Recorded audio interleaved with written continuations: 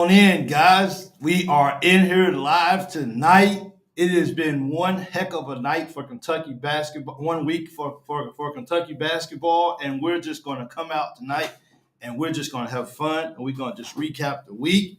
Hopefully, I have some good Wi-Fi tonight. Hopefully, it doesn't mess up. It looked like it's already messed up. Looked like it just froze on the screen, but that's me. Not sure if anybody can hear me or not. But I am live. I just don't understand the Wi-Fi here. It's just horrible. It will go wrong if it can. And we're just going to just hang out. I'm going to just keep talking, and hopefully someone can let me know if I froze or not. But it looks like I'm just froze and looking out into I'm in deep thought, if you can see me on the screen, and I'm not, and I haven't moved. So it looks really strange to me. But I'm going to keep moving anyway because this is pretty strange. Not sure if you can hear me. You just good froze. Okay, I hope that's better. I get prepared for this. I try to get my Wi-Fi together, and things just seem to I don't know what goes on with this right here. But BBN is in the house tonight. We're gonna have some fun despite my Wi-Fi problems because this is not about me. This is about us. We have had one heck of a week in basketball. For me, it's just about exhaling for a second because things have just been going so fast. Um, so hopefully we can unwind this. Unfroze. Now you're live. Appreciate it. I got tell you, I can't just wait to get regular Wi-Fi. This Wi-Fi I'm doing the best I can with what I got. So, sometimes you got to just keep going and you got to fake it until you make it, I guess. So thank you guys for joining once again. I'm your host, Michael, and tonight we're just going to just have a fans night. Hello from Lexington. Hello from all you guys. We're just going to have a fun night talking about the Cats and just kind of recapping the week and where do we go from here. We're going to get your phone calls ready because we're going to be heavy on phone calls tonight. If you guys can look at me, I got bags up under my eyes. It's just been one heck of a week for me as far as up and down for work, getting ready for because we have guys come from the United States that come over here to actually inspect us. So we've been scrambling and been spending time doing that and extra hours going in. So we're just trying to. I'm just trying to have a fun time tonight. I need somebody to help me start my weekend off the right way. I will be going back to sleep. Usually I stay up after the show on the weekends, but I will be going back to sleep after this. My body has said, "Hey man, you need to rest." So you're a little tired. Hit the like and share button. Absolutely. If you're in here already and if you like it, go ahead and hit that like button right now, and I would appreciate that very, very much. While I actually do that, I'll just keep talking to you guys. How you guys doing this week, man? Like, has it been like one of those weeks that we've been really that we just been loving and we've been looking forward to this? So I have been looking forward to coming on live this weekend and just hanging out with you guys, taking some phone calls because I want to hear you guys' thoughts on what's going on around Kentucky sports because I think that's what makes it. I think that's what makes it so special is when I can hear from you guys and everything. So it's your family will watch it. So just a report on my wife. My wife is doing a whole lot better now. I think it may have been something that she ate that was causing her to have, I guess she said, an out of body experience. I'm not really sure what that means, but when the wife says something or whatever, you kind of take it for what it is. But she's doing better. So thank you guys for the prayers, the thoughts, and everything. I definitely see it all. We have a game this weekend, right? I wish. I wish we had a game. I wish we had a game. I wish I was doing a post game show. So that right there would be a whole lot better for me because that is what I've been doing for 5 years. So now the whole scope of what I'm doing has changed, and it's how many people sometimes you do things that stretch you kind of long. But anyway, just to kind of refresh on just give the guys a update on the raffle of the guys who won. The coins should be ready tomorrow. Today should be. I'm going to go look at them and make sure that everything is good with them. That the printing and stuff is really good on them. Make sure that there's no issues with it, and pick those up. Also for the ones who I had some people that actually order shirts. So I got the shirts ready right here. So these will be going out. I'm trying to go to the post office at one time. So hopefully that's ready tomorrow at the latest. This stuff right here will be shipped out by Saturday. It will be coming from a U.S. post office, and I will reach out to you once I know that the coins are ready, so I can get your address and I can get this in the mail to you guys. So thank you so much. I appreciate it. For the guys who brought shirts, thanks, congratulations to the winners. So hopefully I can get that out to you guys so you guys can get it. Please, because it's coming international, please give it a little bit extra time to arrive, but it will arrive. Okay. So, and I will, once I send it, everybody will get their own separate tracking number so you can track it and you can see where it's at. But once again, it's coming international. So please just be patient, as the mail system sometimes is not as fast as what's in the state. And it's definitely not going to show up at your door the next day like Amazon. So please be patient with that. So I think we got to start off with right now is that the whole issue with Amari Williams. It seems that Coach Pope had to fly to his house, wherever he was at, actually, to actually be able to talk to him about staying at Kentucky. That kind of took a turn for the worse. It seems that after the visit with Pope, Williams has basically pledged that he's staying at UK. So I think that's good. From what I'm reading, what I'm seeing, it looks like it has something to do with maybe his agent, that I think him and 𝐒𝐶 still have the same agent. So it looks like he was trying to maybe persuade him to go somewhere else and not stay at Kentucky. But I like Williams. He stayed tough. He stayed strong. And even though he's good friends with 𝐒𝐶, he decided that I want to be at Kentucky, and that's where I want to be at. So I really, really applaud him for that, for doing the unpopular thing in this situation and staying at Kentucky. That means a lot to all of us. We needed him. He's the Defensive Player of the Year 3 times in a row in his conference, and that's the kind of player that we need to stay at Kentucky, so we can be competitive with the other people. Williams has been solved. Yeah, all that has been done, so that's good. Let me ask you, hey, do you guys think that's something John Calipari would have did? Would he have gotten on a plane and flew to his house or wherever his location was so he can actually talk to him about staying, or would it have been a phone call? Either way, I'm very happy because that was funny. I saw somebody posted that the difference of the coaches, but it means a lot to me that the coach says, you mean that much to me, even though I already got some good players in here. You're my anchor. You're my guy down low, and I need your physicality and I need your defensive skills to be able to go with what I'm trying to do here at Kentucky. So my coach wanted him. He got on the plane. He went and got him, and that's what I like about a coach. Do what you got to do to keep a guy on your team, and that says a lot about it right there. So thank you guys so much. I hope you guys have definitely had a good week. So this week has been very exciting for us, man. Like, we was on a on a Brera watch for it seemed like forever. He just for some reason he just wouldn't commit. I heard, that's the thing with this. It's so many people out here, and it's so many people's hands and so many different things that you can hear one story today and another story tomorrow and another story. At the end of the day, like for me, it's so much to talk about. It's so much to dive into. My biggest thing is he signed. He's at Kentucky. He's going to stay at Kentucky, and he's going to hoop at Kentucky. And I can look at everything of how that all happened and why maybe it took so long for him to, or maybe he was already signed behind closed doors. He just didn't announce. All of that can come into play. But when he put his name on the line to play for Kentucky, to me, that's what mattered the most. Like, put your name, sign your name right here if you want to play for Kentucky. And I think that's exactly what he did. And to me, that says a lot about our coaching staff is they went ahead and they closed that deal because they understand how good of a shooter he was, the best shooter in college basketball when it comes to three-pointers. And we got him and we locked him up, and he's going to play for the Cats next year. So that's good. Heard that a new commit. That's going to be one of my topics tonight is what else do we need for the team? Well, I know we got 9 guys right now. Thank you that Amari Williams stayed once again.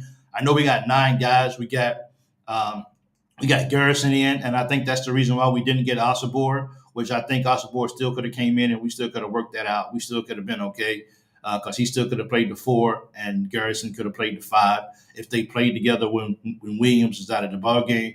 I guess he felt like it was crowded. He had to know he was going to be an integral part of the team, but I'm not really sure on why he felt like maybe he just couldn't stay there. But nonetheless, he's going on to something else and bigger, better, and I wish him for the best. And I like the guys that we got. Then we got Krissa, who we had no idea we was getting. That was a big boom, to say the least. He's an experienced point guard. He was out at Arizona for 3 years. Then he transferred over to West Virginia, and now he's at home at Kentucky. He has his skills, his experience. The thing we got now is just so much experience now. So many, like these guys, they got quality games up under their belts. They got pressure that they've been through. I know that Drexel is not in a big conference, but still, these guys are still athletes. Just because you have to go to a smaller school doesn't mean that while we know that the bigger schools have better quality players, but even at the smaller schools, you still got to go out to compete every day, because now with the transfer portal and all this kind of stuff, guys that's playing at schools like Drexel and Davidson and these schools are playing like, if I play lights out, maybe one of these big time schools may actually pick me up in the transfer up. So they're still going out and playing. So I'm not going to downplay where where Davidson and Drexel, where these guys played at, because they're still playing with quality players, maybe just down in a little lower of a conference. I haven't heard anything for 𝐒𝐷𝐿. It looks like he's going to stay up north in Pitt. I think it's Pitt, because I think that's where he's from too as well. But it looks like he's going to stay up there. I was just happy that he did not come to that he's not coming to North Carolina. That makes me happy. But until he signs something, then I won't know. And that's the whole thing with all these kids is we have our wish list and we have who we would like to see and whatnot. But at the end of the day, until these young men actually put their names on the line for where they actually going to play next year, then what really matters? It was kind of like with Brera for me. With Brera for me, it was kind of like, well, we're pretty much a lock for him right now. He's not going to go to Duke, and he's not going to go visit. UConn is completely out. Well, as they say, who else was still in the run besides UConn and Kentucky? And if he ain't going to that, then it must be obvious. But still, until he signs his name, to me, that's the thing that says, okay, we got the guy locked in, and he's coming to Kentucky. So that makes you feel good, and that's why you get the big boom when someone puts the name on, because something special is in the room, something's going on. I think it's that Noor, the commits from South Carolina and comes to UK. I've seen that Coach Pope is actually trying to talk to him, and if he's the same kid, I think trying to talk to him. Let's see if we can get him in here. But my question is right now is, with 9 solid players, like, what do we need? If you're the Coach Pope, who do you go out and get? Because we got 4 spots left. Do you bring in some walk-ons? Do you bring in just one more guy so you can have 5-on-5 every practice? Or if you was coach, what would you do? Let me know what you guys would do. Or what other pieces do we need? We know Davis is off the table. We know Hawkins is off the table. So who else is really out there that's notable? Because we already got a lot of dudes on the team now. So I'm glad I'm not Coach Pope, and I got to figure out how I'm going to get all these guys minutes. And it may be 10, 11 minutes of ball game for each player. I don't know that. But, that's a good problem to have. But who else do we really need to go out? Who do we really need left to fill in those blanks, to make the team even better than what it is? Do you think Mark Pope can win national title next year or in 5 years, at least 2? The way he's playing, the way he's recruiting or the way he's hitting the transfer portal, he's really methodically putting this together. And he's really thinking about each position, and everybody's really experienced at that level. And you know what they always say? Think about it this way. Even for the guys like Brera, who came from Davidson, which is a smaller conference, which you got Williams came from a smaller conference. how many of these lower conferences has brought dudes into Kentucky and beat us? Or how many of these teams, these lower teams, have brought dudes in here that have been that just put up 35 on us? And it seems to be very consistent. I think the team that he's putting together, I personally think he's trying to hit a home run in year one, because he's trying to make sure that with the kids and people who don't know him, that he wants Kentucky to be in the news so much. He wants to be in the news so much in a positive way, not a negative way, of course. But he wants kids to every time they turn on the TV, they hearing about Coach Pope. They're hearing about Coach Pope. They're hearing about the Kentucky Wildcats. They're hearing about the growth. They're hearing about what they're doing here at Kentucky. And he wants that to happen. How do you do that? Will we win it all in 1 year? I mean, in the first year? I don't know. But I definitely feel like that's what they're pushing for. I don't think they're just putting people together just to be okay. No one wants to just be okay. I think he's putting a team together that can go out here and win ball games.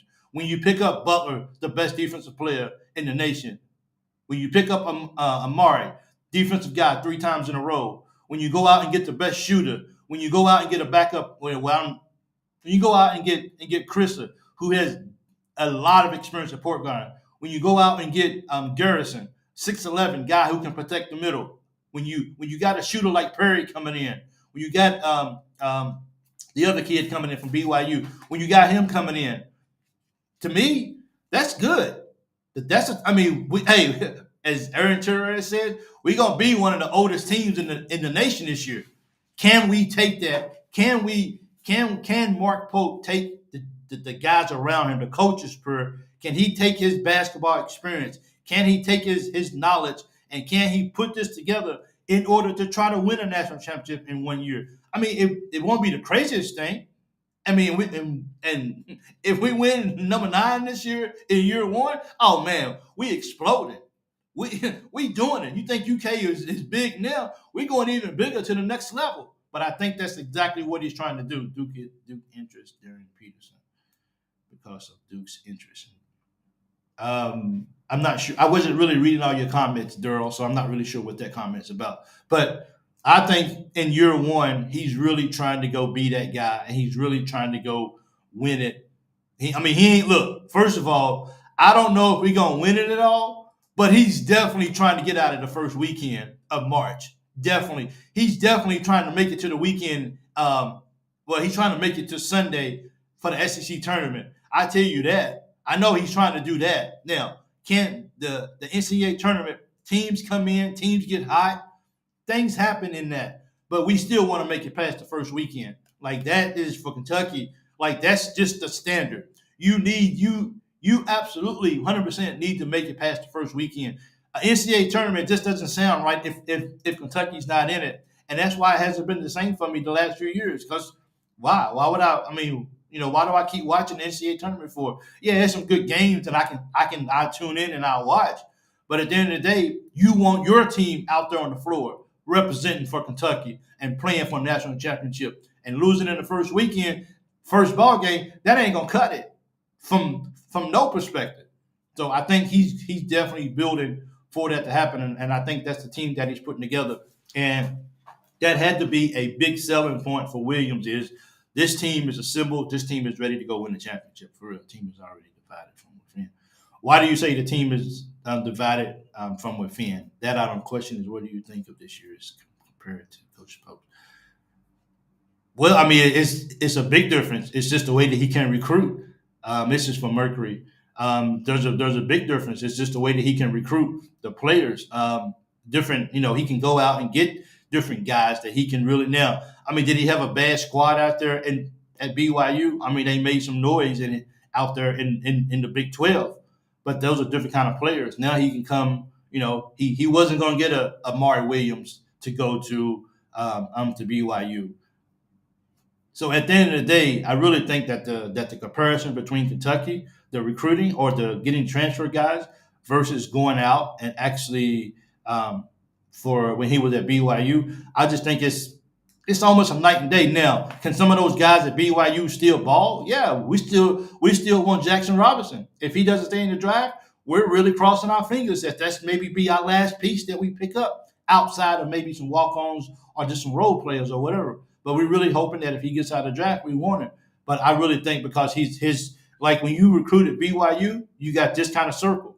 When you recruit at Kentucky, then you got this kind of circle. And all that circle is the guys that you can actually go and recruit. So I think that makes a big difference in the guys because a lot of those guys, they're I mean, even though they might not be that religion that's out there at BYU, they might not be that, but but the sacrifices and the commitments that they had to make. I mean, let's be real. I mean, this is 2024.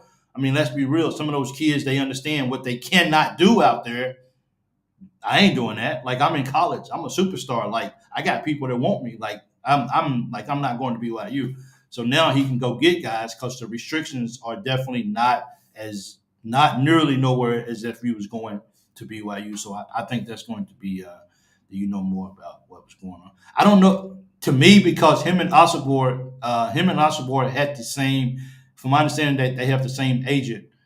Which I didn't know they had agents until this year. I thought you couldn't have an agent until you sign unless you was going pro. But I guess they work with the same people. And I guess because Osobor wasn't coming, maybe the agent said, "Hey, don't go to Kentucky." I don't really know that. The only thing, because I just really found out that Amari was even on the fence if he wants to stay at Kentucky or not. So remember, at the end of the day, I'm just like you guys. I come on here, I pick up my phone, and I'm like, whoa.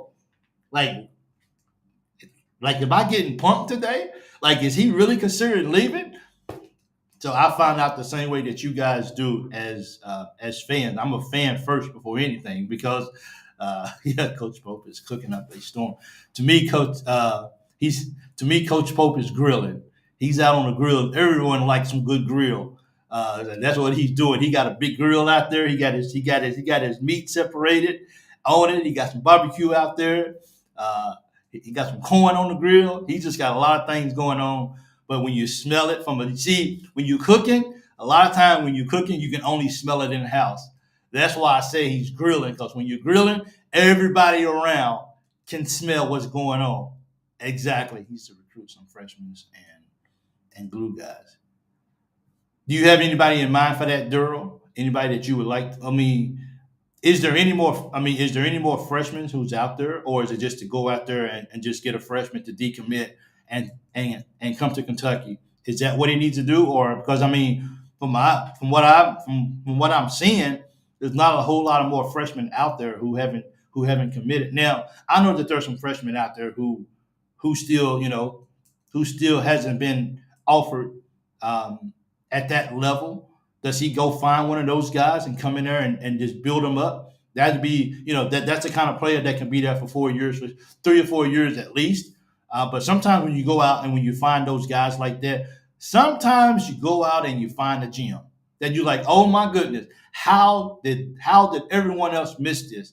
And no one's picked you up yet. Come on and play for Kentucky. We got you. And then he gets to Kentucky, and then you realize, dude, this guy can ball. Like, this guy is really, really good. So maybe that's what's going on in that situation. But yeah, we definitely got to continue to pick up some players.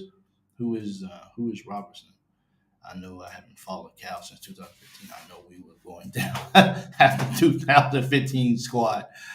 So Mercury, I think we're okay. And thank you. I've never seen your name before, so thank you for joining. If it's your first time, so how about if we do this, man? How about if I take a phone call? I think I'm still working on that. Some things have got to happen with my computer before I can get everything set up. Because of the instructions that I got from an individual at UK. He gave me some information on how to set up the phone thing, but the information that he gave me, I don't use that program. I use a different program, so I'm still trying to figure out how to set it up through my computer. So I'm not doing it on a home rec way or whatever you want to call it, because I want make sure that it's quality.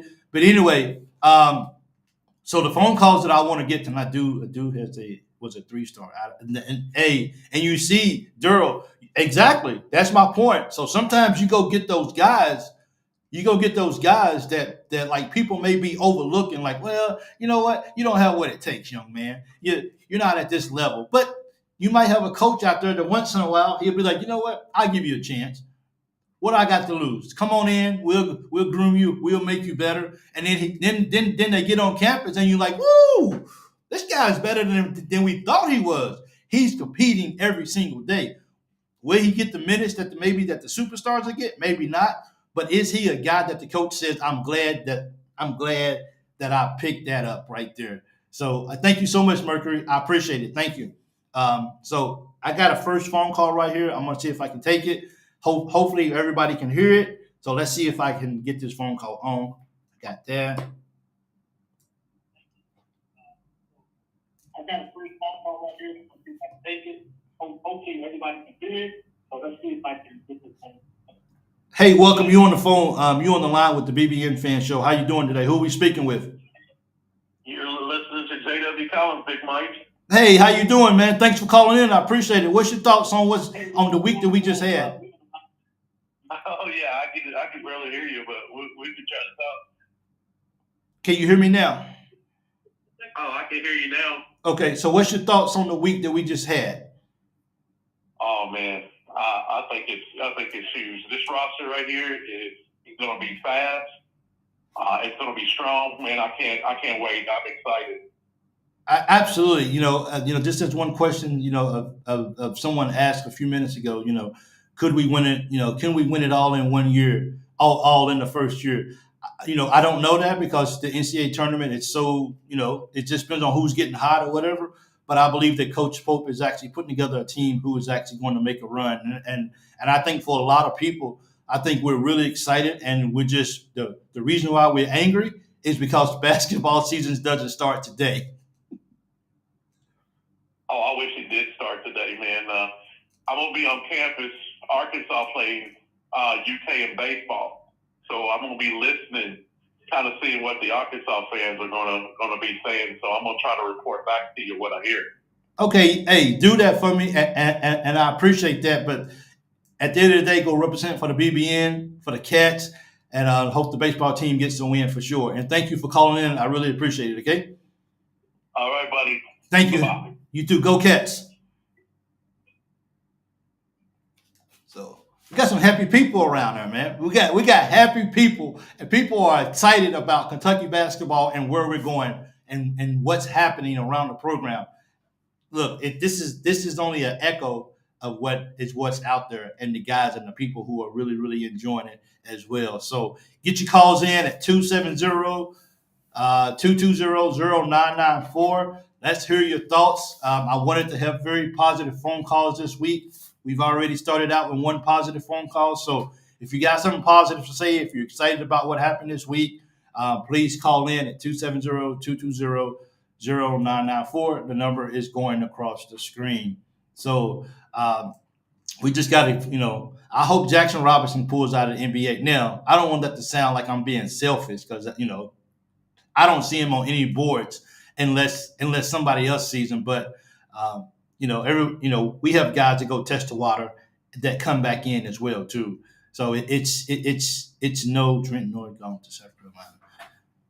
He may back out of that, though. I think they're still trying to look at that to maybe see if they can go get him, see if he can get out his NIL if he wanted to. So that would be a big pickup for him to stay at home as well. But Kentucky's looking good, man. They're looking good. Everything is on the up and up. This weekend should be a. I'm thinking, unless we got another boom coming from Coach Fugler, it should be a fairly slow weekend. Unless anybody out there knows anything that I don't know, but it shouldn't be too busy of a weekend. We can all just kind of, because this time last week, what was we doing? We had a campus full of players, and I think Coach Pope hit a home run with adding the guys who came on campus with the acceptance of 𝐒𝐶. Everybody else seemed, if I'm recalling, to join or sign the paperwork and then we got the two surprises with Krissa and Garrison. Surprised everybody. No one really thought, especially Garrison. I think everybody thought he was going to go to Arkansas. And I think I saw something where he said his high school coach was even shocked that he chose Kentucky over Arkansas. Coach Pope is making things happen, man. he's doing things the right way. Is he coming? Johnny Boyhood is he or is he coming to the Cats? I'm not sure. Kentucky boy, I like the side chats over here, and I like people are having conversations, and that means that as a family we have those little side conversations going on, and that's really good. So hey, I'm doing the call in tonight. Anybody want to call in? Please call in. Let's hear what you're thinking. Let's hear your excitement, and let's just continue to Wugu Popular coming next. He's coming next. I wonder if they will actually get him now for Wugu. Not better. For Wugu, I hope I said his name right. Popular. I say that. I don't think he. Hopefully he doesn't come in if he signs with Kentucky. Hopefully he doesn't come in and think that he's going to start. But once again, that's a good player that can come off the bench and can still not have a major drop off when the other guys take a rest. And that's the kind of guys that you want to come in. It's just a matter of, can you be selfish? Now, I would have to go back if I was Coach Pope, and even though that they wasn't his guys, he can still use the example of Reed and Dillingham both coming off the bench, and both probably are going to be lottery picks. At least I know Dillingham's going to be a lottery pick, but Shepard has an opportunity to be a lottery pick too. Last time I seen, they had him going to was it Atlanta? It was in Atlanta. So he's just right down the road from his family. That's just a little drive for Kentucky fans to go down to see the Hawks play if they want to go see Reed play. So I would use that to my advantage. Is look, you're coming in. Look what these two guys who's going to be lottery picks. These guys, they only started the game only because people was hurt. So you can still come to Kentucky and still be productive and still maybe have a chance to go to the pro. But can you be a team player if you come in here, Mike, for real?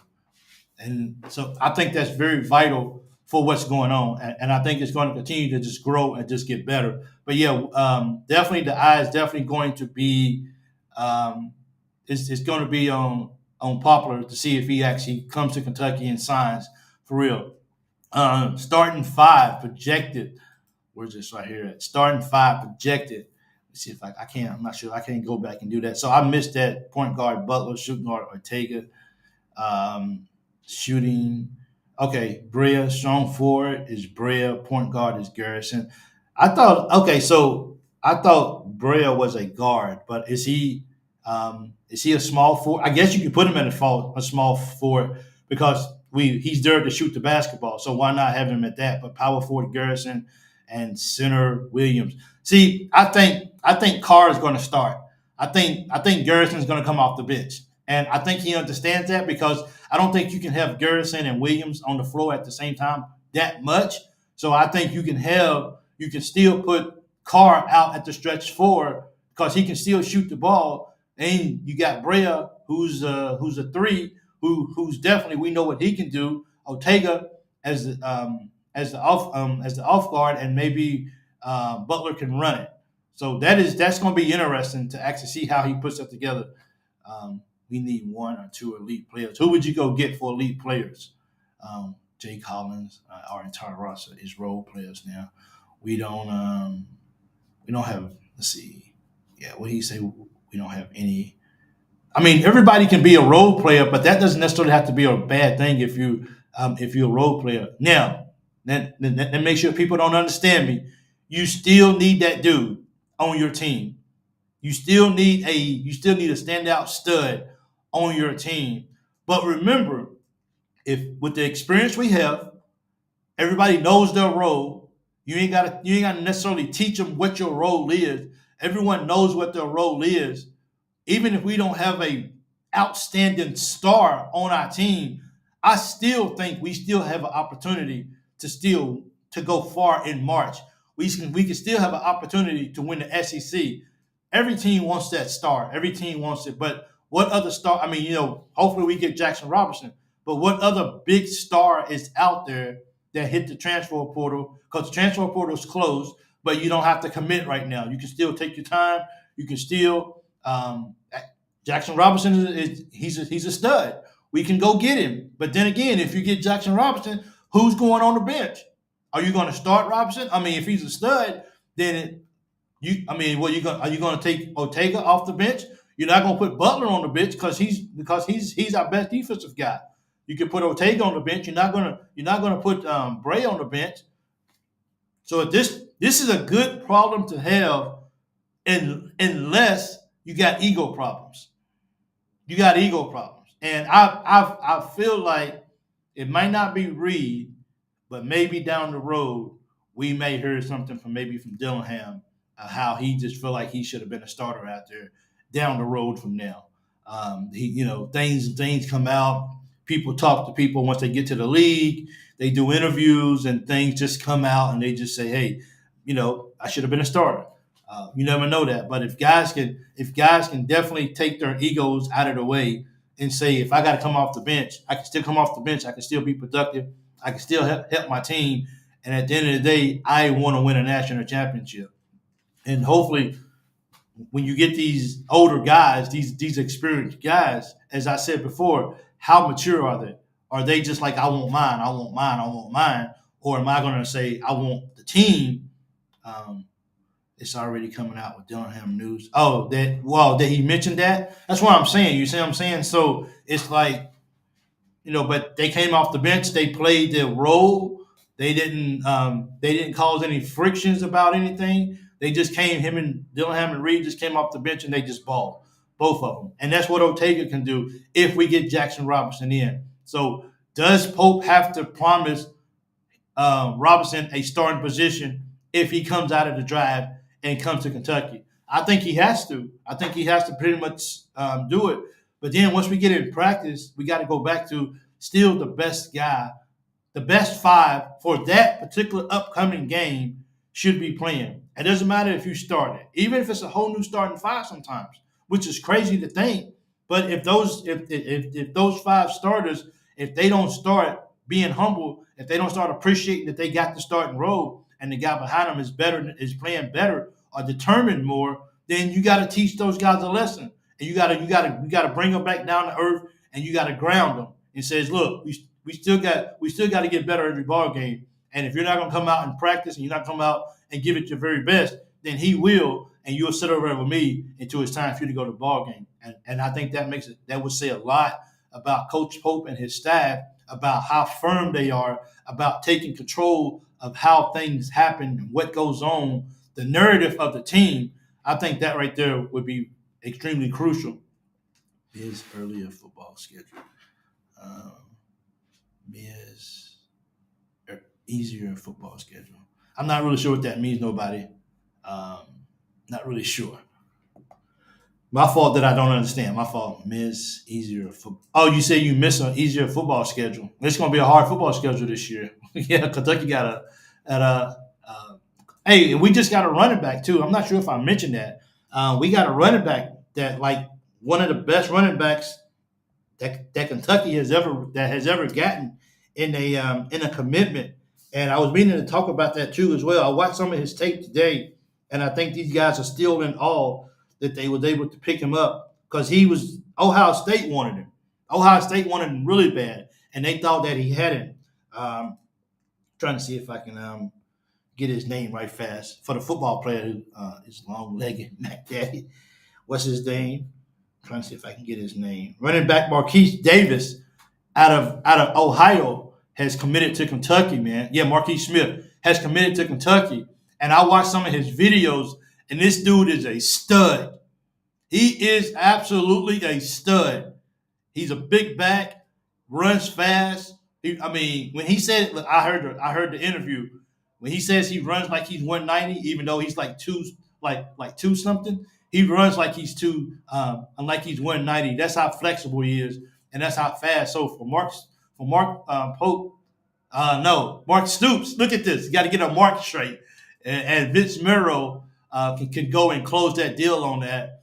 That's huge, and he said it felt like family, and that's something that you hear often about the Kentucky football program is that it's family atmosphere, and he felt at home, and that's why he chose Kentucky over the rest of the guys. So that was probably for a lot of people, that was probably a very unpopular decision. Like, why are you going to Kentucky for? Like when you go to Ohio State or you can go to somebody else, why would you go to Kentucky for? But when you feel something in your heart, it's the right thing to do. no matter what other people, outside players or people are saying. You tune out the chatter and you do what's in your heart. And I think that's the reason, that's the deciding factor on why Kentucky got such of a stud running back for next year. We got Vols in the house. Mike, Auburn Tigers are number one. Auburn Tigers are number one. Kentucky is fifth in the SEC this year. We talking about what? Auburn Tigers are number one in what sport? What are we? In basketball? I hope not. Kentucky, don't worry. You know what I like about these SEC teams? I like he is going to be awesome football. I cannot wait. 𝐂𝐒𝐂𝐑𝐈𝐍𝐿. What position does he play? He's not the guy that we just Marquise Davis. We just got a Marquez. We got all these Marquez is just starting to get to me right now. It's just too many of them. We got a Cox. Marquez Cox is going to be awesome in football this year. He's going to be awesome in football. I'm looking forward to football. Like, I'm ready to get back on the gridiron. I feel like frying some bacon. Absolutely. I can't wait to football season. Usually, usually at this time, we'll kind of be rolling over into the football, getting really familiar with the new guys coming in. We didn't really talk about spring practice whatsoever. We didn't talk about the spring game. Of course, that wasn't really a spring game. That was a two-hand touch game. They had too many people that was hurt, so we didn't really even touch on that. Number one portal class first year.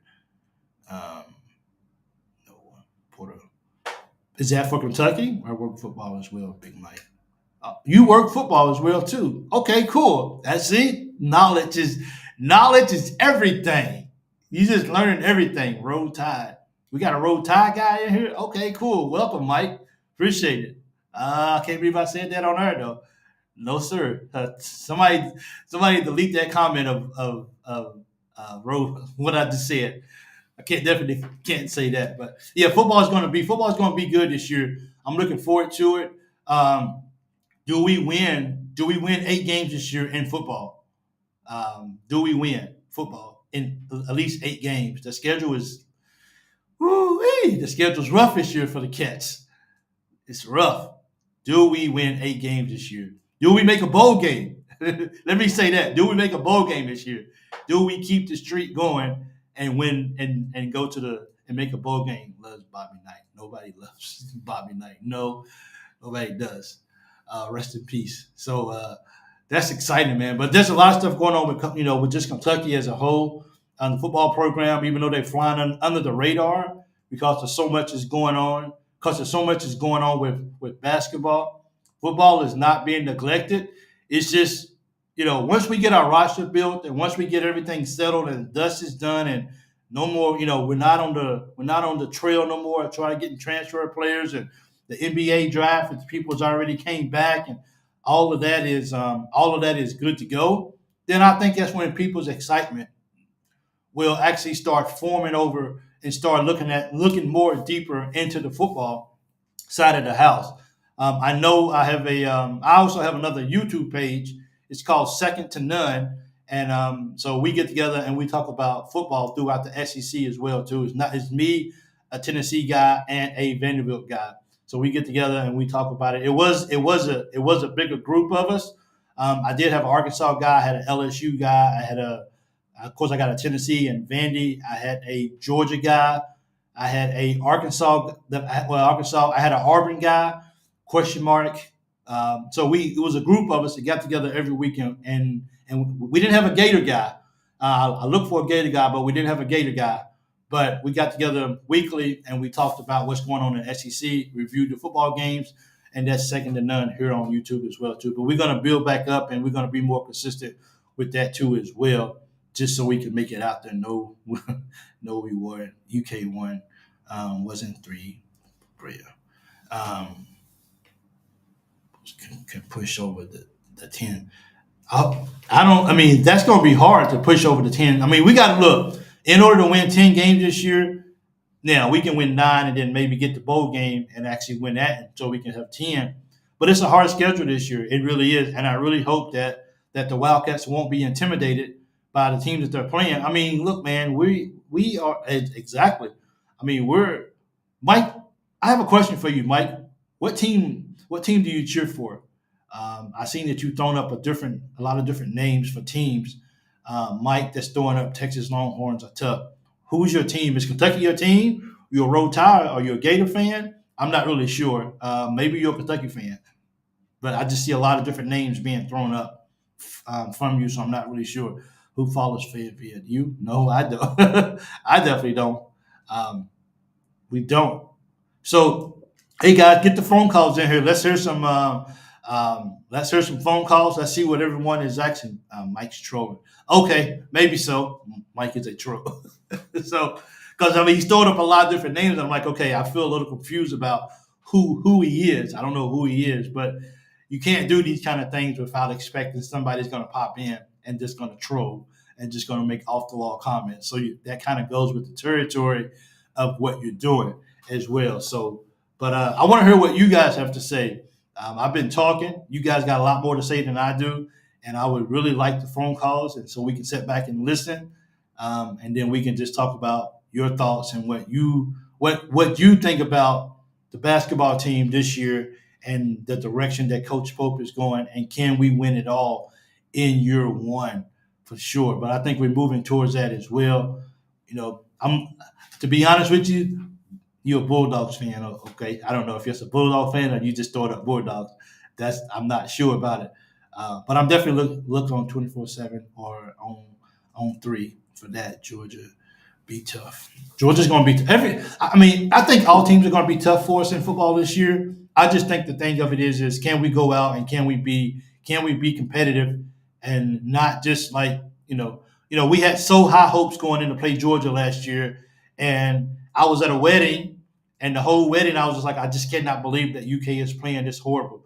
Like I just cannot believe it. Like we've been waiting for this game for so long, and the way UK played, we can't have those kind of games this year. We also have to know Stoops is continuing to put Kentucky football on the map. He's putting it on the map. He is, and that's and I think once we got rolling with Stoops, I think it's been that way ever since. We putting guys consistently in the league. These guys are balling out at Kentucky. You got guys going. We had 2 guys going the 3rd round this year. So I really like what Coach Stoops is doing, and I'm really happy that he did not go to Texas A&M and that we was able to keep him here in house. Yeah, Mike, you really trolling because red would never be the new blue. I'm sorry. That's the last time I'm going to acknowledge you for that comment for sure. But it's a lot of things going on. I'm really excited about it. Is someone just yes? Hold on one second. Let me see. Yes. So hopefully we get a phone call in right here. I just want to hear what you guys are thinking. Right, offensive coordinator has a lot to do with that Georgia game. Well, hopefully I knew offensive. See, and I didn't get to watch the game because all I could do was just kind of just watch the play-by-play or whatever and just see where the ball was at, see the update of the score. So I wasn't even actually able to even watch the ball. Was I? No, I wasn't even able to watch the ball game. So that made it worse too. But then again, I don't have to. I don't remember anything that happened from the game because I didn't see it and everything. So I think we got a phone call right here. How you doing? You on the phone with the Loyal BBN Fan Show? Who are we speaking with? You're speaking with Amari Williams. How are you? I'm doing well. How you doing, sir?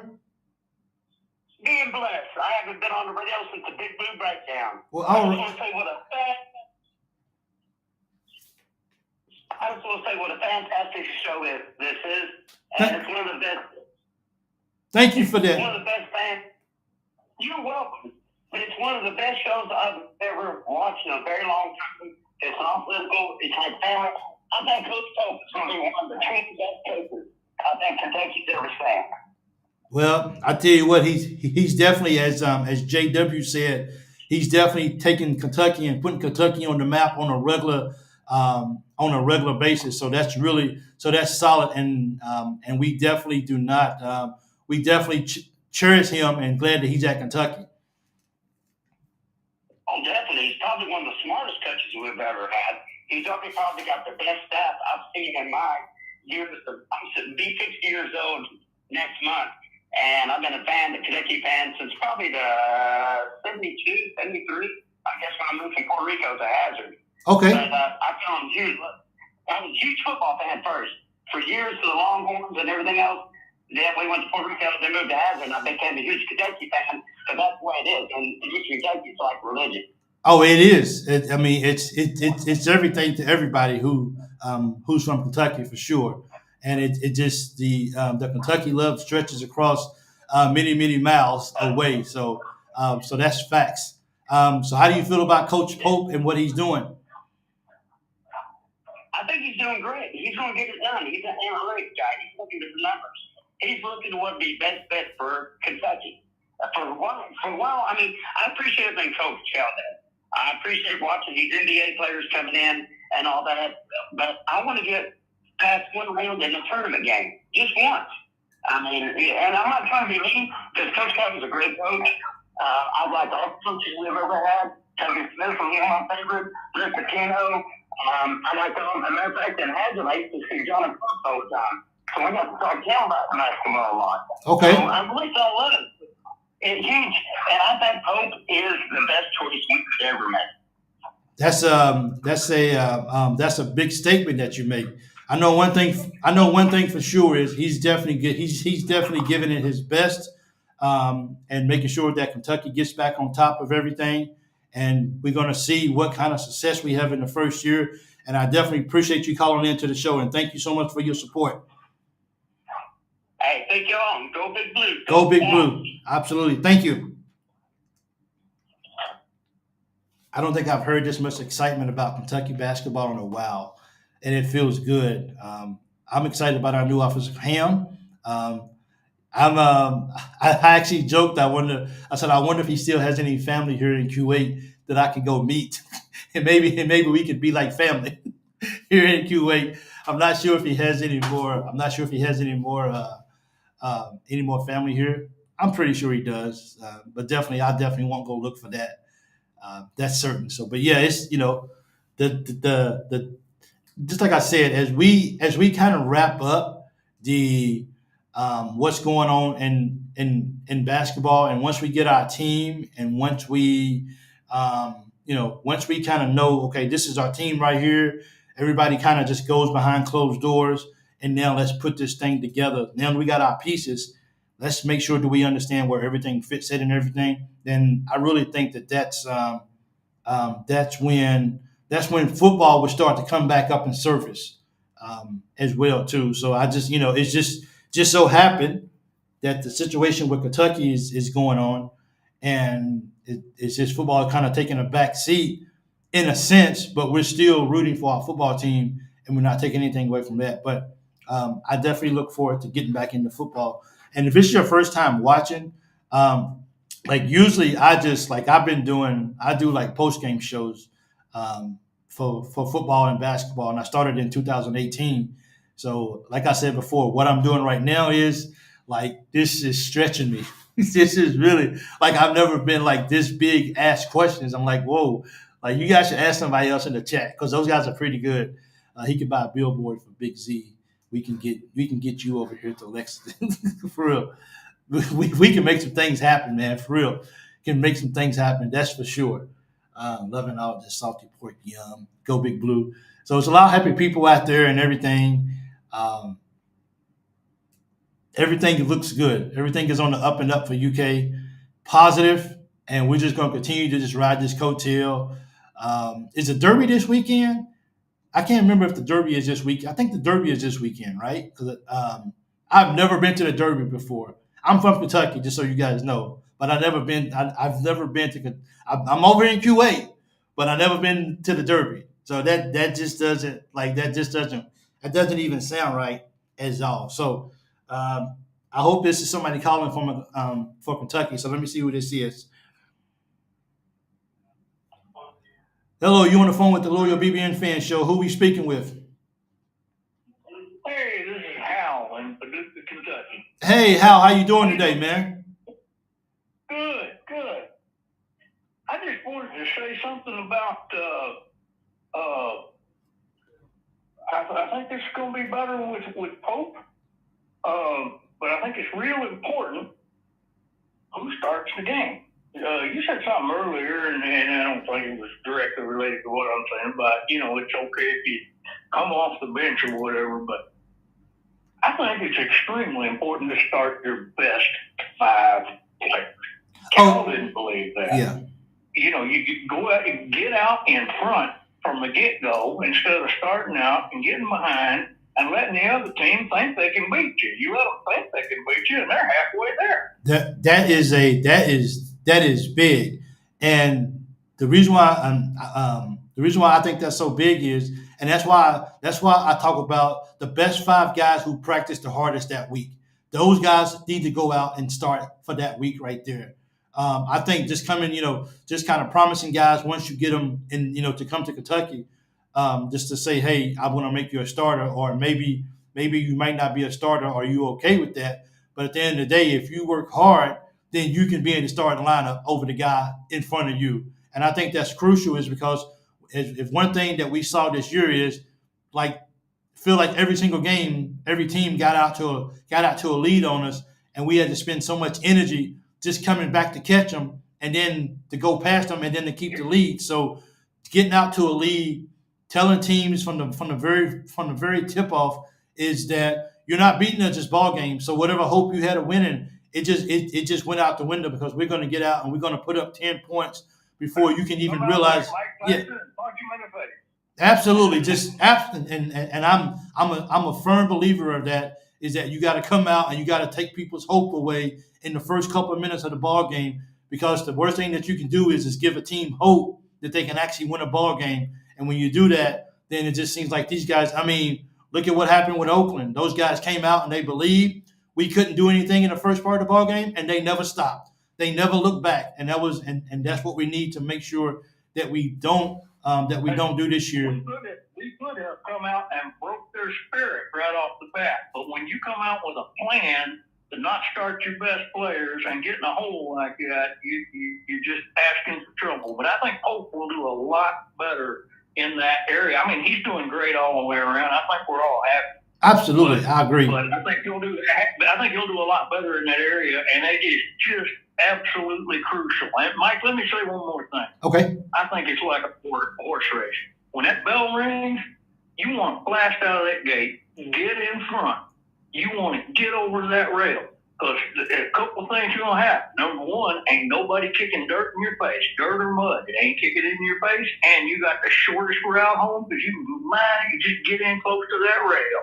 It's the same thing in basketball. That's it. You got to just get out fast, man, and you have to input. I really appreciate the phone call. Thank you so much for calling in too. Okay, thanks for the support. All right, good evening, Mike. Good talk. You too. Thank you, sir. Thank you. I think that's crucial, just as he said. I mean, it's so important to get out in the first part of the ball game and just take people's hopes and dreams away, because we saw this year, man, some of the games we lost, it was a result of those guys just having high hopes from the very beginning of the ball game, and we're not having anything to match it. And because they had experienced players and we had younger players, their players was like, look, we have nothing to lose here at all. They're not playing good. We can get on the run. And when that happens, that is exactly what can happen. And that's a recipe for definitely getting beat by some teams that we shouldn't get beat by. And even some quality teams, even if we do that, we can still win some ball games. The number to call in is 270-220-0994. You can call in right now. Got a few more minutes on. Get your phone calls in, and let's hear what you got to say. The number is flashing at the bottom of the screen. It'll roll through in just a second. But, yeah, we definitely got to just take teams out of ball games, man. I totally agree. He lost Welch. He got Chen, KP, and somebody, not even a full staff with an extra week over Pope. Hey, things are happening, man. Things are happening here at Kentucky that is definitely on the positive and definitely on the up and up.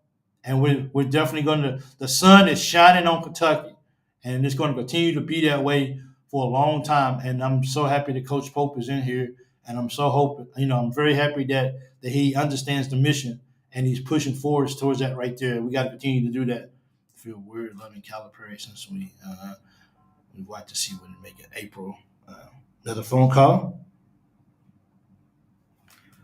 How you doing? You on the phone with the Loyal BBN Fan Show. Who we speaking with? Trent Reynolds from Richmond, Kentucky. Hey, how you doing today? Thanks for calling in. Yes, sir, man. I just wanted to, it's more of a thank you for all you do for us, man. Hey, well, thank you so much. I appreciate it. I just I'm not sure if you heard me say this maybe 2 or 3 shows ago. Every time I turn on the camera, man, I get cold feet. My hands are sweaty because I know you guys are bringing it hard, and I want to keep up with you guys. So the support that you guys give me, that you guys are patient with me with my makeshift show for right now, it means a lot to me. So thank you so much for calling in and saying that. It means more than you would ever know. Yes, sir. I make sure you're one of my first stops every day. Take see what you got going on, man, and keep us in the loop. Thank you. Man, man, hey, if you guys don't know, I'm sorry, what's your name again? I apologize for that. Trent Reynolds from Richmond, Kentucky. Trent, I'm a sensitive brother, so you're gonna make me cry over here, man. So just stop it, okay? Yes, sir. Just stop it. But so what are your thoughts on Coach Pope and his in this last week that's been like crazy with energy? What's your thoughts? Man, I think he's got his foot on the gas pedal. I think he's got the right mindset, got the right coaching staff behind him, and he's putting together this guy. I mean, Amari Williams is going to take over the SEC. No question about it. I think so too. Yeah. No question about it. He's got a good head on his shoulders, believes in the Lord Jesus Christ, and he's going to guide us all the way, man. That's big, man. You got to have faith. You got to have faith and love in what you do, and he has both. I think you do, and I think it was big that Mark Pope realized how crucial it was that he gets on a plane and sees him, go talk to him face to face to try to make sure that he stays at Kentucky. And I think that's going to be the piece that we need, that we haven't had the past couple of years. That's really, really good in what he does, and as far as defense as well too. So I think that's very, very positive. So hey. Trent, once again, man, thank you so much for your words. It means more to me than you would ever know. And thanks for the support, and I appreciate it. Yes, sir. Let's go, Cats. Let's go, Cats. Man, appreciate all you guys calling in. It means a lot to me. It really does. We just look, if basketball was starting today, we would be happy with that. I don't think we would have an issue with that once Julie Pope can start any of our players in college teams, pops. Yeah, I tell you, man. Well, it's gonna be rough, man, because he's all veteran guys, and everybody thinks that they should be on the floor. Everyone thinks that they should be in the starting lineup. But hey, JW, this is for you, okay? And this is for all of you. You have to say to yourself, if we got all of these guys to come here and sign, right? With the exceptions of the incoming older freshman, I can't think of his name, and Perry. Without signing maybe those 2 guys, you got to know that these guys, and maybe even Perry too as well. You got to think to yourself, like he had to be. I don't think Coach Pope with a lot of these guys to get them to come to Kentucky. First of all, second of all, if I was him, if I was pitching, the best guy can start. Period. The best guy for that week. And he's been through that before. He understands that if you don't practice hard, then you ain't starting. So he understands that concept. Now, did he do that same concept at BYU? I don't know that because let's be honest. I didn't watch BYU last year, if we're just being honest. But did he do that throughout his coaching, his young coaching career? Is basically the best player for that week. We can have a starting 5 rotation or starting 5 combinations like 10 different ways throughout the season because it's based off how good the guys are practicing and how hard they're going. If he keeps that motto, then the best guy plays. The best guy starts. Exactly. The best guy starts for that, for that ball game. You start on a Tuesday night and then you come back and maybe you don't have a good game or you don't have a good practice in between that game and Saturday, then guess what? You're not going to start that game. The best guys need to be on the floor to start the ball game every single week, every single ball game. And I agree to that 100%. And it shouldn't just be because, well, you came to Kentucky. We appreciate that. We're going to just start you. We need the best guys on the floor and make everybody earn every single minute that they get. And when you do that, it makes everybody better, because if you don't bring it, you know that you're not playing. So you got to do it. You got to earn it, or you're not playing for my team. It's just that simple. You got to earn it. And I really believe that he sold that to the players. And, when you tell a younger guy that, when you tell somebody, oh, you're going to have to earn your playing minutes. What? I'm a superstar. Who are you talking to? No, I'm not going there. But then when you tell a mature, older, experienced guy, what you hope for is that they understand that. They understand that comes with the territory of being able to have hard work to be able to see the floor and get out there. And I think because he got so many old guys, that takes a lot of pressure off him. It takes a lot of stuff that you can basically say, I don't have to deal with this. I don't have to go through this. They already understand if you practice hard and if you outplay your guy at your position, you're going to be starting that ball game. And when you can have mature guys that know that already, then you can actually then you can actually see the guys fight and play as hard as they want to, and that's for sure. So we just look forward to seeing how these guys practice. But yeah, I think it's important who starts, because I think that should be a reflection of who wants it the most. Because if you want it the most, all those games that we got behind, we eliminate that. We know coming out the gate that, hey, we're coming to the first 3 minutes of this ball game, we want to be up by 10. And when you have older guys who want to do that, it makes it a lot easier for coaches to coach and for players to play and to be able to say, because remember, winning fixes a lot of things. It's when you losing the ball games, then that's when you start getting the turmoil in the in the locker room. That's when you start getting people that's bitter. It's even bigger than just money. Why is he out there playing for it and we losing ball games? I should have been in there. I should have got that extra 5 minutes, not him. So we got to go win ball games so we can keep the commotion down. Because I know it's still drama no matter at what age limit, we still have drama. 5 fifth-year seniors this year, our oldest team in a long time. And hopefully that is the one thing that is to our advantage this year, is that we have such older guys and they know how to handle that. I got to fight for everything that I get, because otherwise the other guys are going to come in and they're going to take it. I have coached sports for 11 years and all my players know I set high standards and I won't lower them. Yeah, exactly, JW. I'm not going to just make exceptions just because you're some superstar. You want something, then you go take it. And it's funny that we're talking about this, is because I listened to an interview with Marquise Davis, the running back that's in Ohio that chose Kentucky, and even his head coach mentioned that.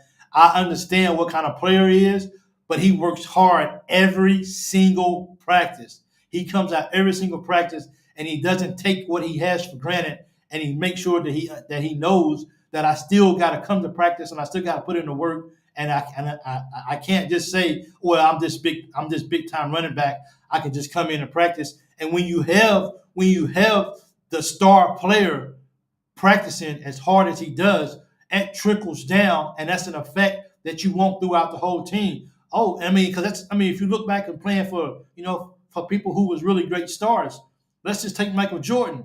The dude practiced hard, or Kobe. These guys practice harder than anybody. Therefore, even Steve Kerr said, Michael set the bar so high that when you come to practice and it was war. You didn't come to practice, stand around and look. You came to practice to get with it. And I hope that this is exactly what's going to happen for the Kentucky team this year. This experience is going to take and say, I'm battling every single day, man. Like, I'm throwing elbows, I'm diving on the floor, I'm gonna bleed. It's gonna be big time practice. So when we get into ball games, those games can be easier than what they are in practice, because with the talent that we have, not a lot of teams is going to be able to come in and say that they have exactly what we have inside our practices, for sure. No one staff and experience, you all right. So, this is this is fun times, man. This is really fun times for Kentucky. Things are really looking up for us. And, we all agree that we wish basketball started today. Heck, to be honest with you, we wish football started. We wish we was going to a football game on Saturday afternoon. We wish we was already playing. So it's, it's going to be a slow period once all this basketball stuff kind of dies down and everybody's kind of where they're going to be at. The staff is in place. The players are in place. And until things start wrapping back up and teams start showing up for conditioning and stuff like that, then that is exactly what's going to be exciting again for Kentucky or any program out there at that. So we just try to hold on to anything that we possibly can for excitement. I'm going to continue to do this show as much as I can. You guys are just supporting me 100%, and I love it, and I appreciate it more than you guys can ever know.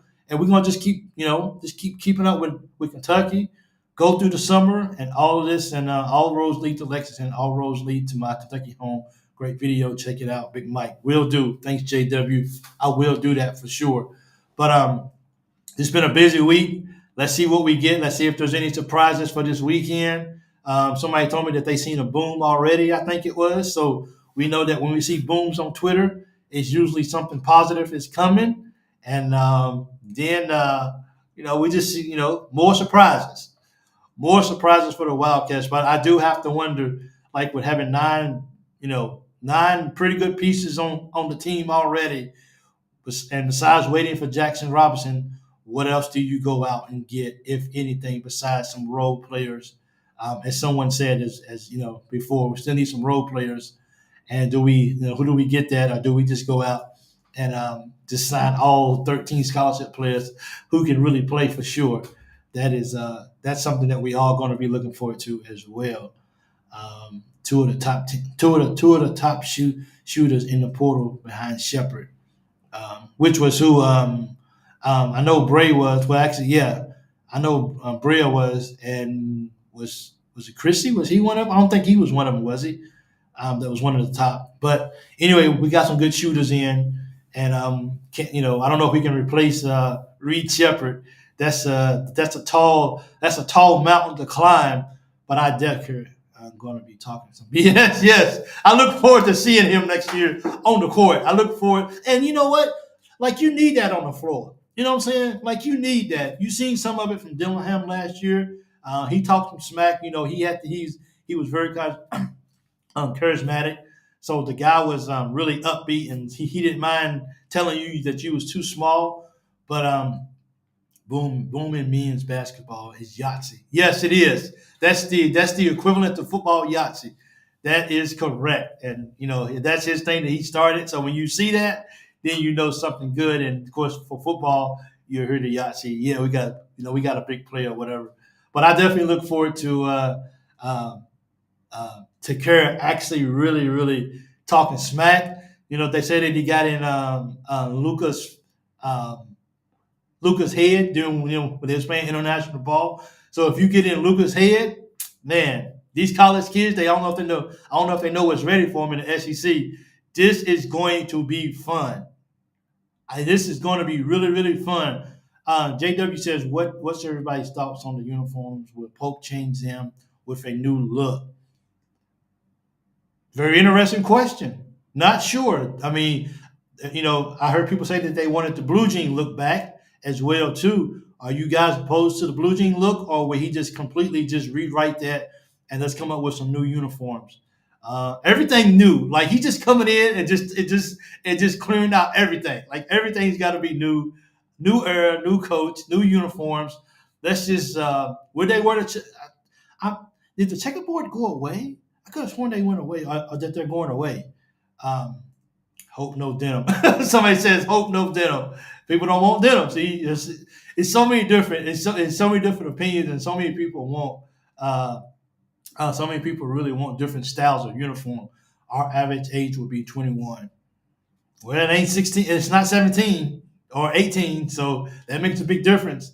Denim, baby, let's go. See, somebody wants denim. See, and JW and nobody, you guys been talking back and forth all night. So there you got one that don't want denim, and then see, that's just the difference. You could be talking to somebody, you be like, "Nah, that's okay. I don't want that. You keep that. I don't want the denim. But hey, they won in the denim. They won back in the day. Can we make it? You know what I'm saying? Can we make it? Denim for one game would be nice. Yeah, let's just do it for at least one game. I mean, you got to for at least one game, and we'll see how that goes. I'm okay with it if it works. Val Cruz took checkers back. I'm good. We don't need the checkers. Yeah, we don't need the checkers anymore. Let that go. And let's just get back to stupid old checkerboards. I don't know why it took so long to actually get those out of here, but they're gone. Hopefully, we won't be able to see it. But Kentucky just has pretty uniforms anyway. Just seeing that blue and white, it just looks so good. It really does. It's not the denim. It's what's in them. That's it. That's it. But kids want to look good. Come on, man. Players want to look good this year too. In this new era, kids gotta look good. They go on the floor like, look, dude, I want to look good. I don't know about this denim. Like, I don't even wear denim like this anymore, even real denim. So I'm not really sure about the denim. But hey, he played in them. Let's bring it back for at least one ball game. Let's see how it goes. And I'm pretty sure that, especially don't take this the wrong way, my older, mature crowd. But I know you guys will like it too as well. Just to kind of flash back to what the 96 team doing and what they was able to do. Pretty as blue there is. It's nothing like it, man. It's nothing like the Kentucky blue. It's beautiful. And when you see it, even though it might not even have anything on in Kentucky, you still might say to yourself, go Cats. You be like, whoa, I don't know if that's Kentucky or not. I just saw the color, so I just wanted to say go Cats. I would like to see a black set of uniforms. We only wore them one time. Okay, we can do that. We just, play that when we're going to, when we just want to take somebody. Wear the black uniform when you send in a message saying we're just going to just take you guys out of this game, and we're not even going to see you guys. We're going to wear the black, and we're going to just tear it up. But I mean, it's true blue. It's everyone has their favorite uniforms, and everyone wants to see, wants to experience one or another uniform. But I think collectively, I don't think many people like the checkerboard. So I think if anything, we can all agree on, if the checkerboard is gone, then Kentucky wins automatically before they even step on the floor because they don't have on that uniform. So that's very positive as well too. We just can't have that. But yeah, so we don't have any more phone calls tonight. I just want to thank you guys, just not the denim Converse, for real, right? Not those. I want to thank you guys. Yes, when we play Duke, we play them early next year. Yeah, let's wear the blackout. Why not? Let's go big with it. How big is? Let me ask you guys a question before I get off of here. How big is that Duke game going to be next year?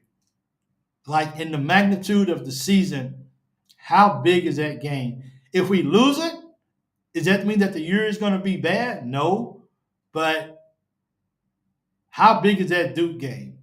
Like, we want to win that Duke game so bad. Let's go beat Duke, man. If we beat Duke, we can set the pace for the year. I really believe that. I'm so bad I haven't spoke with anything but blue lighters for 20 years to rescue you cancer. Okay, those midnight uniforms changed several times during the seasons. Yes, when we played Duke, just not the denim. Yeah, go Cats. So that Duke game should be pretty fun, man. That Duke game should be pretty fun, and I look forward to playing those guys. Going to be huge. It's going to be physical. It is. It's going to be really fun.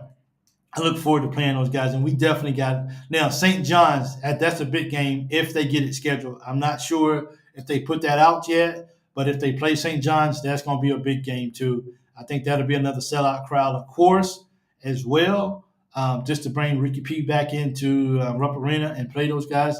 I'm pretty sure that they'll have to maybe agree to swap, that we go up there and play them too as well. But I would imagine that if they do that, I have to imagine that the first game would be in Rupp Arena just to get that started. I can't see us going there first as well. We have to do that. Huge for our ego, I think. I think it's really big for our ego too. And, you got guys like Amari Williams, who's never played against Duke. You got Davison, who never played Duke, if I'm correct. He may have played him, but I'm not sure. But they don't usually play the ACC teams unless it's something else. So you got Brera, who wants to go beat Duke. These guys, you got You got Carr, who's already got you got Andrew Carr, who's already beat Duke before, so he can help out with that too. Is just telling just how it is, how Duke is, or whatever. Flag gonna be too much for y'all. Go blue. Hey, Grammar, I haven't saw you in a while, but we'll see. I mean, we got lockdown defender in Butler, so hey, I mean, we got lockdown defender. So I look forward to seeing Butler guard every team's best player, and if that means he got to go guard Flag, that's fine. That's no problem. We'll guard him, and we'll win the ball game for real, because that's what we do at Kentucky. We go and we win ball games, and I'm just glad. I'm just glad that we are older because I'm tired of losing to the Gardner Webbs. Yeah, that's I think that's, and like I said, this is what keeps. This is kind of what takes the you get these older guys in here. They don't want to lose to these teams. I ain't saying that the younger guys want to lose to them, but I think it's something different when you know that you play for a superior team and you're older, that you don't lose those games. You know what I'm saying? You don't lose those games to to UNC Wilmington. Those are the kind of games that you might win by 1 point, but you find a way to win those ball games. And I think that's going to be the difference in whether we lose those type of games or not, is because we just got older guys in. You crazy, ain't no Dalton Connect. So now he ain't no Connect, that's for sure. He's gonna have to prove himself. No one knew who Dalton was. Dalton was doing that on a much smaller stage. Only thing they did was change his uniform, and he kept doing what he was doing. Because of the league he was playing in, that caused Dalton Connect to raise even to a higher level, and he got everything that was coming from him. And Dalton Connect was a baller, and I have to give him his props. That dude was really, really good. Never thought P would get an ovation and Cal booed. When Cal comes back to Rupp Arena, I have a feeling that some people are booing, but I have a feeling overall, I think Cal still did too much for the state of Kentucky. He still did a lot for Kentucky basketball. Maybe not in the later parts of the year, but he still brought excitement back to Kentucky as a whole. So I mean, will he get booed? Some people are probably booing, but I think overall, I think people will give him a standing ovation when he comes back. At least myself having hope would like to believe that right there would be the case, that they're actually going to give him hope, or actually give him a standing ovation. Just be classy about it. You know what I'm saying? I mean, at this particular point, we got our coach booing him and all the dirty stuff like that. It doesn't really do anything now. I mean, why? I mean, you can boo him, but what does that mean? I tell you what, if we boo Coach Cal and we lose that ball game, we would never, ever hear the end of that. Ever.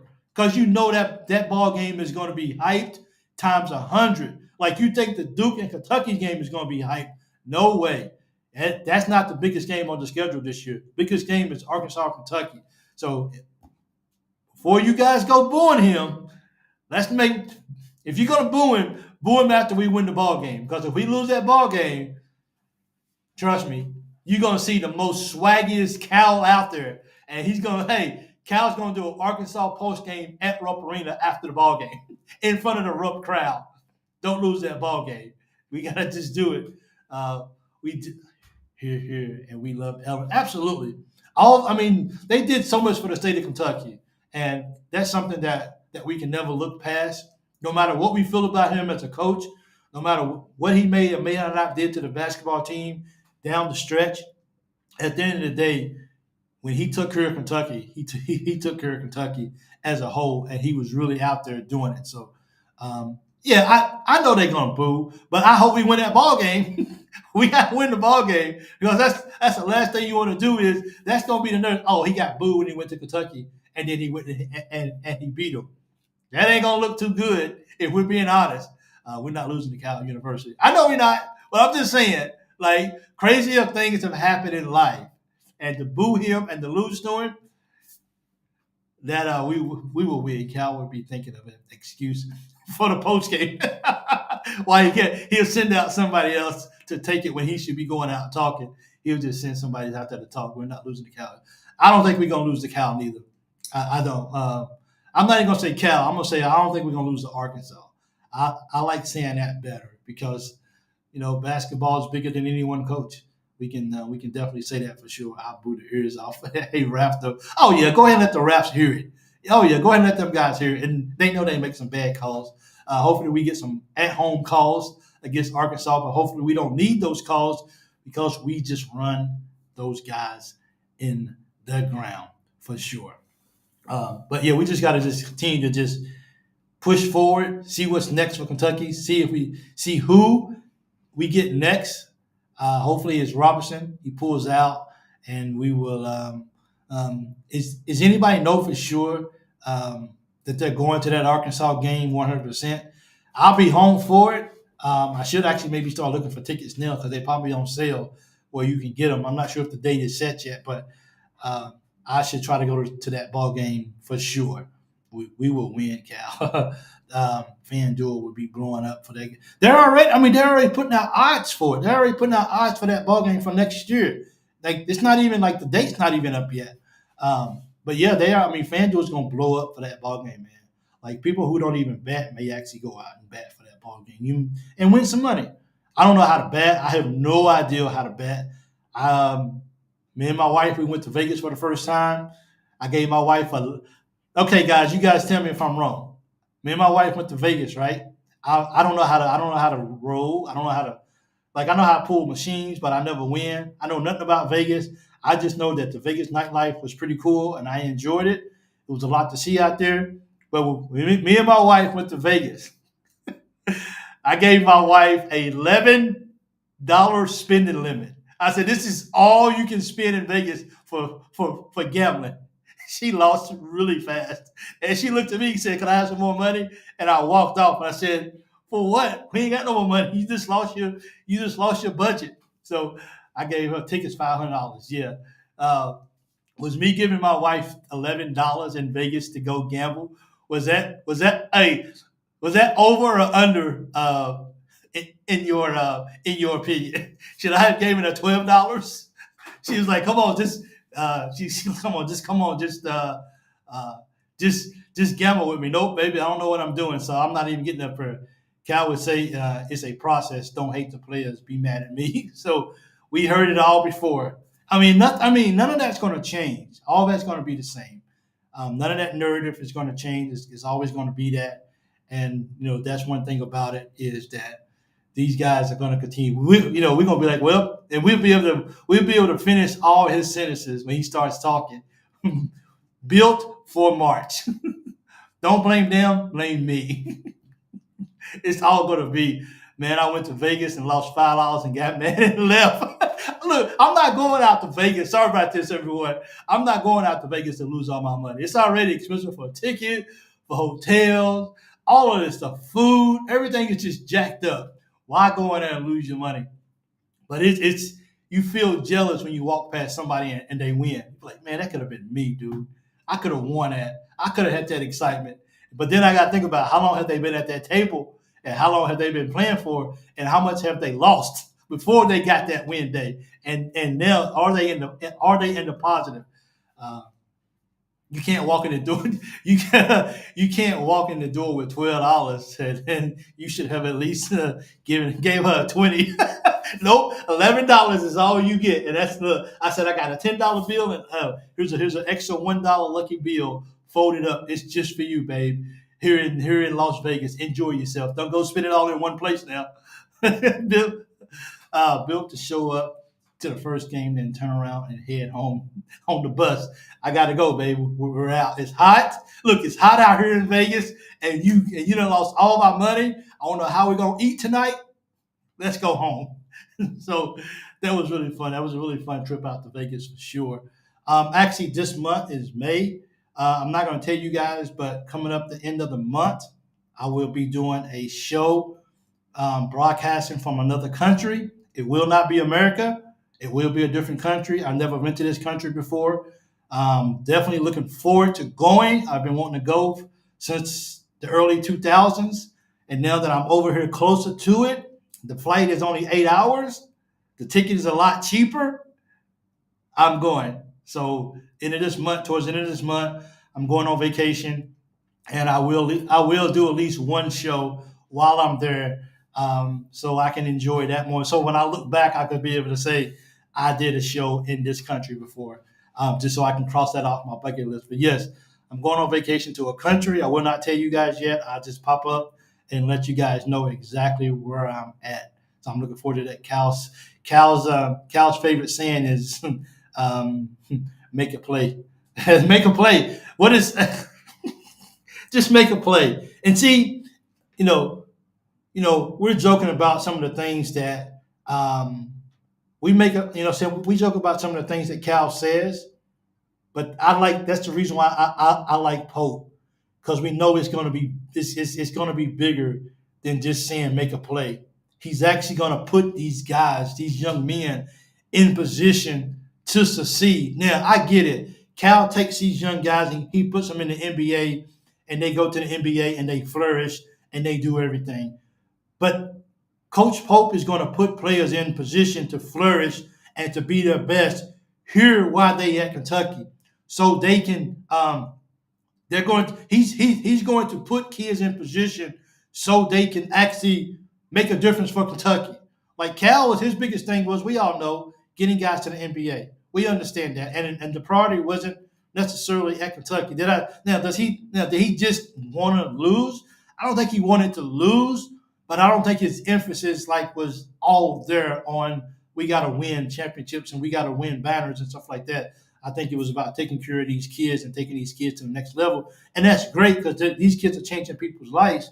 But at the end of the day, you coming to Kentucky, why not win a championship? Why not win the SEC right now? Why not play on Sunday for the SEC championship? I mean, why not? Why not? You're here. This is part of the Kentucky tradition. So why not just go ahead and just let's win? And I think that's what Pope is going to do.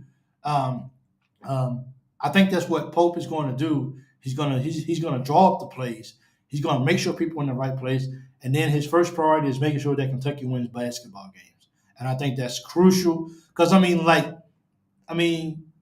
guys we got coming in, Butler, he may be.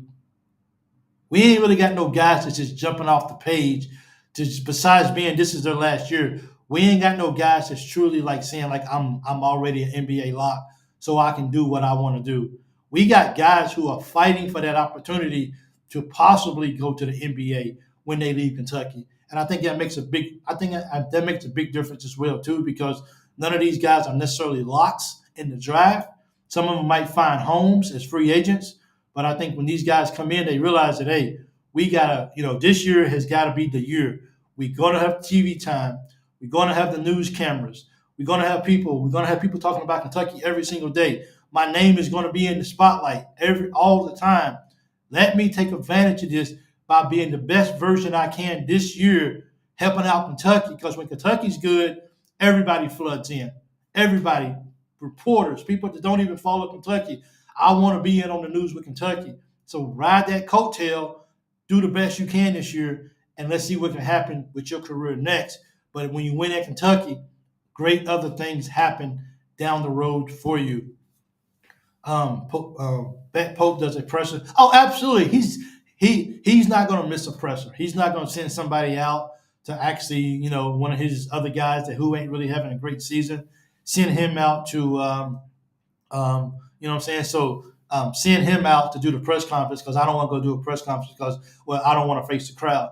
No, this is what you get paid for. This is what we brought you in for. You're the coach. If you want to bring other players out here to talk about, what we can do better to get better, so we can not lose games like this, fine. But the first person that I want to hear from is my captain, and that's my coach of the team. And I really think that that's what we need. What we will see out of Pope is he's going to take the weight of the team on his shoulders, and he will be out there facing the difficult questions when we lose games, when we know absolutely sure that we should have won. And I really believe that through the fans under the bus like Cal has either. it was sad to see the players look toward the bench when Oakland was draining threes. I don't think missed assignments will be a problem next season. I don't either. I don't. And if you missed an assignment, guess what? You come on over with me, man. And if you're not hustling, and if we're not setting the tone in the first couple of minutes of the ball game, then come on over here with me. And let's see if you can understand what's going on in this ball game. Let's see if you can understand the significance of what's going on in the ball game, and let's see how we can get this fixed. Because when you go back in the ball game, if you're still doing the same thing, then you over there with me for the rest of the night. You're not going back in. And I like what Kim said. Kim, welcome in tonight. All eyes are on Kentucky. Always. I don't care what kind of year or what we're going through or what happens. Kentucky, all eyes are always on Kentucky. And it's just what they say about when you turn on the camera, when you're in front of a camera, always assume that the camera is on. Always. Because the cameras are always going to be on when we're talking about Kentucky. And that's for sure. I hope Pope is taking a few days to relax after all this craziness. Went from Utah to the press conference to hitting recruiting hard for 3 weeks. Yeah, absolutely. And not only Coach Pope, but I just think as a fan base, we're going to be able to just exhale and just say to ourselves, okay, let's just take a deep breath. We got our team built again. No basketball is being played right now. Let's just breathe. Let's just move our way into football season. Let's start shifting over because football season's next. But we're still going to keep our eye on any little thing that's going on, any little picture that may be posted of these guys in practice or any videos that may be out there. We're going to be holding on to any little thing that we possibly can to continue to still follow the Wildcats and see where they're moving towards getting to the greatness of this upcoming year. And I really can't wait to see it. And as you know, Coach Pope ain't gonna try to hold players. He's gonna hold people accountable for their actions and for their level of play. And that's how I'm going to judge you on how you get on the floor. That is what we're actually looking for. I'm looking for. Let's talk about 𝐷eMarcus Cousins stupid saying he said that Kentucky. He said that, but deep down inside, Kentucky's going to be on TV. Kentucky's going to be on TV, and you know what? I'm pretty sure if he can walk that back, he would, because Kentucky's going to be on TV. Now, did John Calipari? People want to see John Calipari as well too. Absolutely, but you don't take a program like Kentucky and you just, you don't take a program like Kentucky and you just take it off the air. That's just not what happens. Like we would have to lose every single game for the next 5 years for us never to be on TV. But we're going to be on TV. Believe me when I tell you that. And I don't care what SEC teams think because they had a better year than Kentucky. I don't care because Tennessee won the SEC last year. We still going to be on TV. We still going to be on TV more than them. It's just accept it. Other fan bases accept it. This is just the Kentucky effect. We're going to be on TV. We raise the numbers. People camp out to see Kentucky play. It's just going to happen. It's just part of it. And like if our own fan base camps out just to see them practice, other teams are going to camp out just to see them play a real basketball game when it's all out there on the line. Kentucky's just like that. So yes, Kentucky's always going to be on TV. And I don't agree with that statement. And I don't agree with that statement, and I don't think Rondo does neither. Rondo says that is definitely not going to be the case. Kentucky will always be on TV. Kentucky always gets the ratings, and that's what this is about, right? Like TV is all about the ratings. Like who's going to give me the biggest rating? Duke, Kentucky, Carolina, now UConn. Like it's just that. I mean, I'm sorry, but teams like Vandy, you're not going to get TV time over Kentucky. You might get a local channel, but when it comes to big TV overall, teams like Vandy is not going to get it over, man. No, it's just not going to happen, man. No. So Vandy's going to get a lot of TV time this year. I'm sorry, not Vandy, but Arkansas, because of Coach Cal, the rebuilding, what's going to happen down there? Is he making changes? Is he going to be a different coach or whatever? So, that kind of stuff is, so they're going to be on TV, but still, Kentucky raises the bar. They bring out, he brings out Kentucky brings out the best in the numbers, and that's what TV stations want. It's all about numbers at the end of the day. So Cal helped set up the SEC network. I miss the days of local stations having our games on Raycom Sports and 𝐒𝐿𝐐𝐐𝐂𝐑𝐈𝐏𝐍𝐿. Yeah, well, SEC network, man, is here to stay, and the other channels, CBS and all of these big time channels, is definitely going to continue to host Kentucky. ESPN, we're still, Kentucky's still going to get the hard schedule for the ACC matchup. I kind of hope we don't play Miami this year. So, are we playing Duke in the ACC tournament this year, or do we continue to play Miami, or would they switch it up? Miami didn't have a good year, so I don't know why. I can understand why they put Miami with Kentucky last year. Those guys coming off a Final Four, those guys returning a lot of players. Kentucky being the team that they are, let's put it up against the best ACC team from the year before, but they wasn't the team, so maybe we'll get maybe they should team us up with North Carolina this year in the ACC matchup. That would be fun to be able to see that, but because I think we got Duke in the Classic, so if we got Duke in the Classic, then we won't have them. Then we won't have Duke in the ACC matchup. So hopefully we get North Carolina. Yes, like I said, if you want to be the best, you got to play the best. Nobody worried about Terry Hills either. Go try to get Dio. I don't know if he's coming back to Kentucky, man. Like, I really don't. I don't. And if he comes back to Kentucky, like, he wants to start. He's not going to – he's probably – I'm glad I don't make that kind of money to have to make that kind of decision. That, to me, is for sure. I stand by that 100%. So, Big Blue Madness is going to explode this year. It's going to be exciting. Definitely going to I won't be home for it. I'll still be over here. Because Big Blue Madness is in what?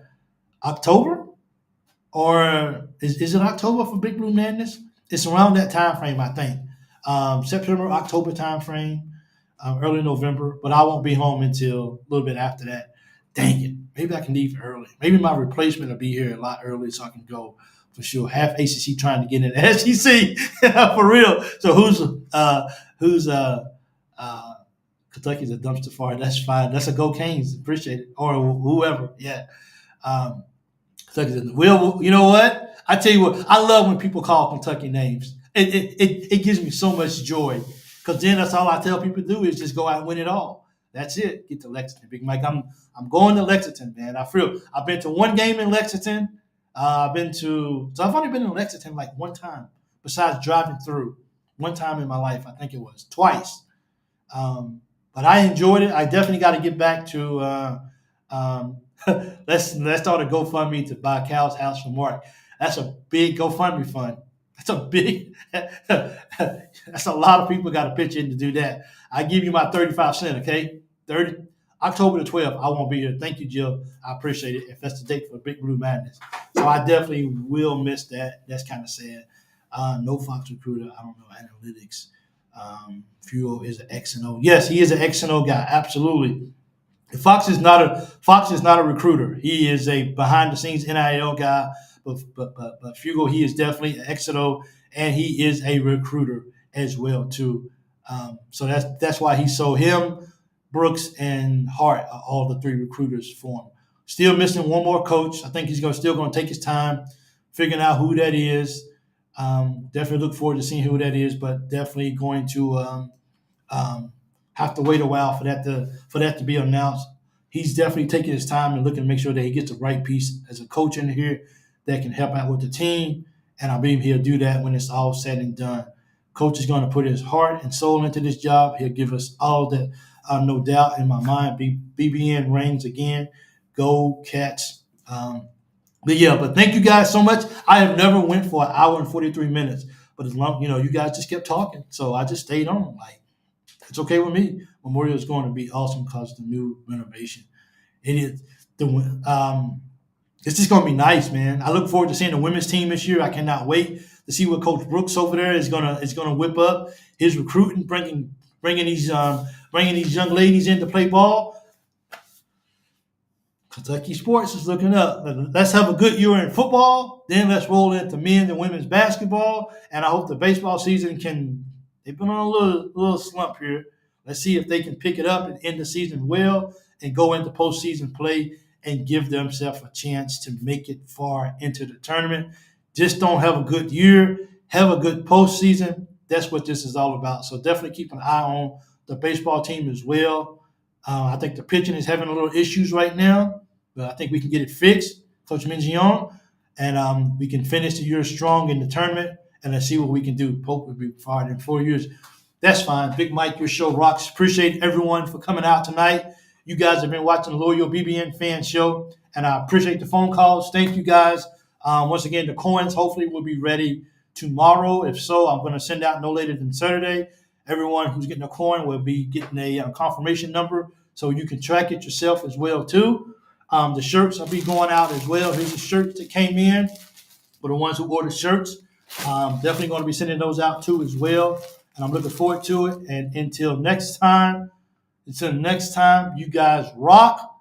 You guys make the Loyal BBN Fan success because of all that you guys do. And I appreciate it, and I appreciate it, and I appreciate it. And you guys know how I close the show. It's go.